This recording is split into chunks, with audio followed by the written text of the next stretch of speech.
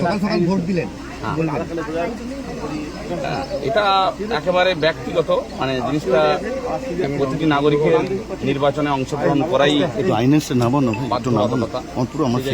Vote দিলাম এবং এরপরে যেটা আমার কর্মসূচি সেটা হচ্ছে যে পুরো নন্দীগ্রামবাসীকে একটা জঞ্জাল থেকে মুক্তি করার জন্য সাধারণ মানুষ যে উৎসাহের সঙ্গে ভোট নির্বাচনে অবতীর্ণ হয়েছে তাতে সবাইকে উৎসাহিত করা, যাতে সবাই সংঘবদ্ধভাবে নির্বিঘ্নে ভোটটা করে। এটা তো আমাদের পরম্পরা, এটা তো সংস্কৃতি।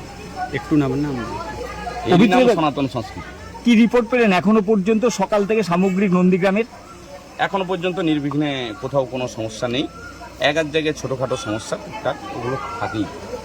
গতকাল রাত থেকে কেন্দ্র বাহিনী বিভিন্ন তৃণমূল কংগ্রেসের নেতার বাড়ি বাড়ি যাচ্ছে, রেড করছে, এমন খবরে উঠে আসে, কি বলবেন? গতকাল নয়, আজকে 4 দিন, গত 4 দিন কেন্দ্রীয় বাহিনীর তৎসহ বিজেপির বিভিন্ন ক্যাডার সংঘবদ্ধভাবে বিভিন্ন জায়গায় বিভিন্ন ঝামেলা করেছে। সাধারণ কর্মী, তৃণমূলের কর্মী সমর্থকদের উপরে আহত করেছে, আঘাত করেছে, বাড়ির ঘর ভাঙচুর করেছে।